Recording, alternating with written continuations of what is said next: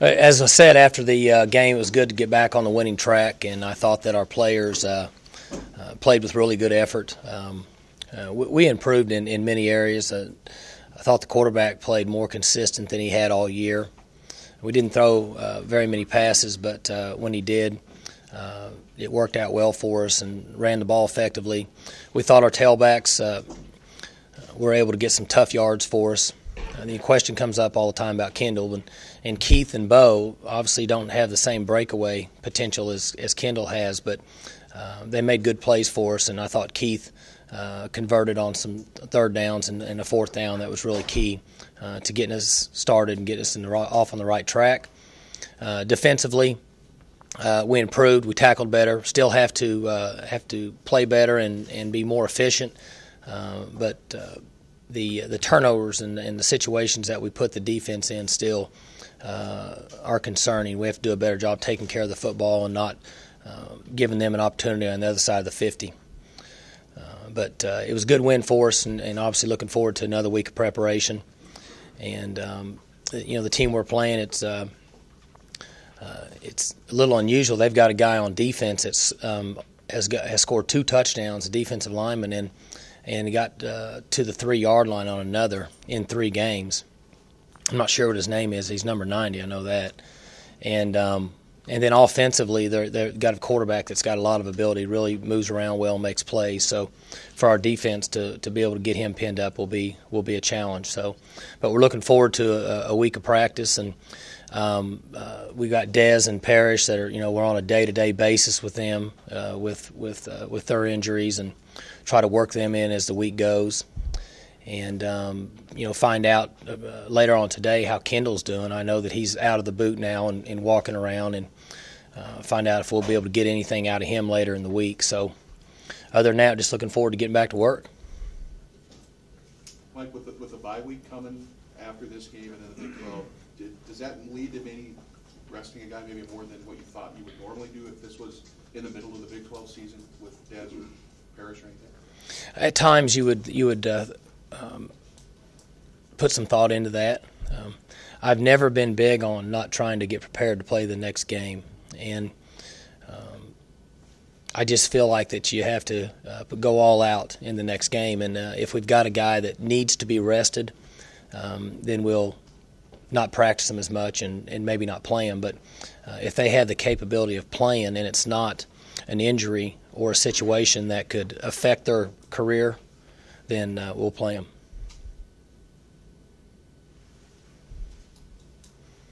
Coach, running game was your bread and butter last year.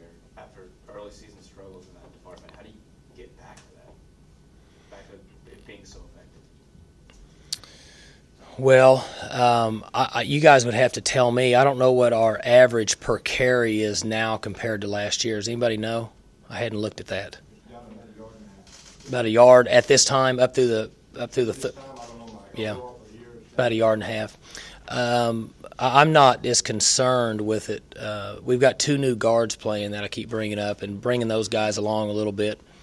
And as I said earlier, the guys that are playing tailback now for us give us some good tough yards. But when Kendall's in there and he breaks a 60-yarder, it really pushes that average up. So we're very thrilled with the guys we have in there, but it's a little different when Kendall's in there. Obviously, he's an All-American. Did you talk about Rashedi's progress? He's getting better. His name gets brought up a lot, obviously, because he was so highly recruited in high school, and had the very serious hip injury.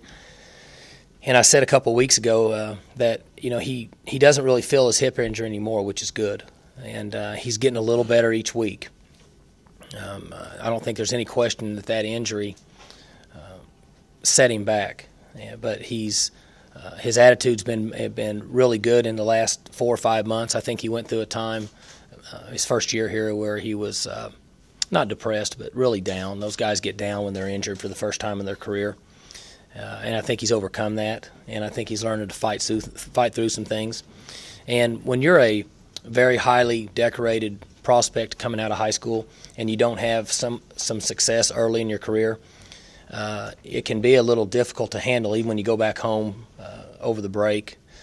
everybody wants to know why you're not playing. How come I don't see you on TV? And so I think those guys go through a transition there, and he's doing much better. But he is giving us some edge pressure, which is something we certainly need, more pressure on the quarterback. Did you ever think about pulling his scholarship offer after he got hurt? No. Dave, we guarantee scholarships to the players that are committed to us from the day they commit to us. If they were to get injured the next day, then we're going to pay for their education here, because we believe the most important thing we can do is guarantee a young man an education. Along those lines, he's been a very good recruiter for you, and at the same time, with his personality, can you see him developing if his performance keeps climbing into a leadership role, just because he's got that magnetic kind of personality about him? I think all of them have that chance. Perrish Cox has developed into it his senior year. So it's the old never say never theory to be a leader. You know, Perrish went through 2 or 3 years of ups and downs and has really played well for us. The return that Bryant Ward had the other day on the north sideline where he made a guy miss and ran down and got another 20 or 30 yards, Perrish Cox came from all the way back as a return guy and came up and smashed a guy and cut back inside. He would have never done that. So I think there's always that chance for a player to turn around and step up and be a leader. And I shouldn't really say turn around, because Richetti's doing fine, but just to step up and be a leader. How much of a comeback gives Richetti from this injury? Was his career ever threatened? And is it surprising that he's come back this quick? Is he 100% fine? I think I'm probably speaking out of place somewhat. Obviously I'm not a orthopedic surgeon, but I know that the injury he had is a very traumatic injury for an athlete. When you dislocate that ball and socket joint in your hip, I hope that's the right joint, your blood flow is cut off, and it has to get put back into place in the right way within a certain amount of time in order for it to start working properly in the blood flow, so that you don't start to get a degenerative hip like Bo Jackson, I think. Was it the same injury? I think so. Again, I'm speaking somewhat out of place, but I know that they were concerned whether they got it back in fast enough, and from what I understand, the procedure was done to perfection. And so it's taken him a year and a half or 2 years to get over it, but he gets a little bit better. Now, will he reach the potential that he could have reached if he would have never had the injury? I can't answer that question, but I know that he's got a couple more years here. He's a redshirt sophomore, and he continues to get better. So he's playing now, and we would continue for him we would hope that he would get better over the next 2 years.